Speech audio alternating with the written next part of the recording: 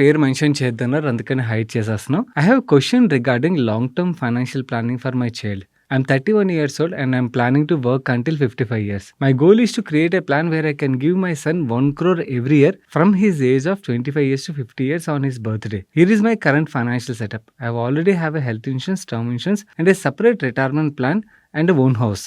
Monthly investment ఈపీఎఫ్కి 18,352 వెళ్తుంది, ఎన్పిఎస్కి 7,600 వెళ్తుంది.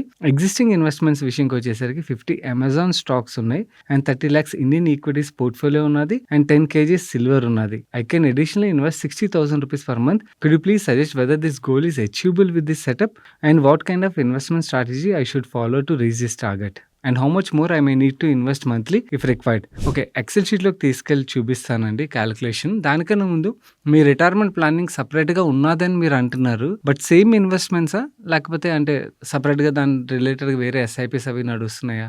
ఒకవేళ ఉన్నట్టయితే ఓకే, అదర్వైజ్ నా సజెషన్ ఫస్ట్ మీ రిటైర్మెంట్కి ప్రయారిటీ ఇవ్వండి. మీ ఫైనాన్షియల్ ఇండిపెండెన్స్ ఏదైతే ఉందో అది ఫస్ట్ ఇంపార్టెంట్. దాని తర్వాత పిల్లల మీద ప్రేమ ఉంటే వాళ్ళకి గిఫ్ట్ ఇవ్వడంలో తప్పు లేదు.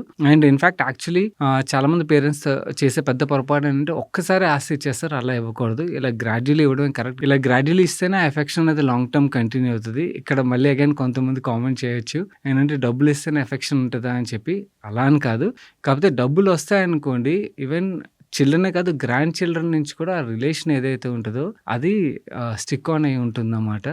అదే ఒకసారి పేరెంట్స్ డబ్బులు ఇచ్చేసారు, మొత్తం ఇచ్చేసాక వాళ్ళ దగ్గర ఏం లేదనుకోండి, దెన్ దాని తర్వాత నెమ్మదిగా ఓకే వాళ్ళని చూస్తారు కానీ వాళ్ళకి ముందు ఇచ్చే ఆ వెయిటేజ్ అన్నది తగ్గిపోతుంది. అంటే అది ప్రాక్టికల్లీ మనం నిజం యాక్సెప్ట్ చేయకపోయినా జరిగేది అదే. సో అందుకని this would be a better strategy అండి. Okay, let me take you to the excel sheet. ఇక్కడ మీరు మీ అబ్బాయి ఏజ్ మెన్షన్ చేయలేదు, అది కూడా ఇంపార్టెంట్ క్యాలిక్యులేషన్ కోసం. నేను ఇక్కడ 1 year అని తీసుకున్నాను. మీకు ఎక్సెల్ షీట్ ప్రొవైడ్ చేస్తాను, అక్కడ మీరు నెంబర్ ఇన్పుట్ చేయొచ్చు. Let's 3 years 4 years what ever it is. ఆ ఏజ్ మెన్షన్ చేస్తే మీకు క్యాలిక్యులేషన్స్ అన్ని మారిపోతాయండి.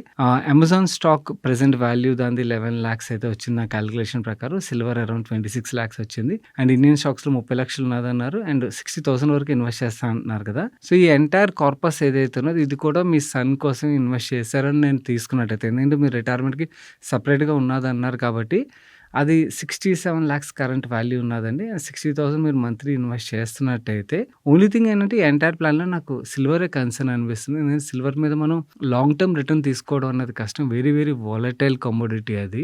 సో ఆ సిల్వర్ మీరు అంటే ప్రాఫిట్ బుక్ చేసుకుని దాన్ని ఈక్విటీ కింద కన్వర్ట్ చేసుకోగలిగినట్టయితే మనం యావరేజ్గా 12% రిటర్న్ అయితే ఈక్విటీ నుంచి లాంగ్ టర్మ్లో ఎక్స్పెక్ట్ చేయొచ్చు. అలా ఎక్స్పెక్ట్ చేసినట్టయితే మీ అబ్బాయికి 25 years అప్పటి నుంచి ₹1 కోటి అయితే మీరు గిఫ్ట్ ఇద్దాం అనుకుంటున్నారు కదా. 50 years వరకు తనకి ఏజ్ వచ్చే వరకు ఇద్దాం అనుకుంటున్నారు కాబట్టి ఎస్, ఇట్స్ పాసిబుల్ అండి. ఈ ప్లాన్లో మీరు చేంజ్ చేయాల్సింది ఏం లేదు. ఓన్లీ పోర్ట్ఫోలియో ఒకటి రైట్ వేలో కన్స్ట్రక్ట్ చేయడానికి ప్రయత్నించండి and silver is one wear అదొకటి కొంచెం చూసుకోండి. Otherwise this is very much possible and all the best. ఈ ఫుల్ వీడియోని చూడడానికి ఇక్కడ ఉన్న వీడియో మీద క్లిక్ చేయండి.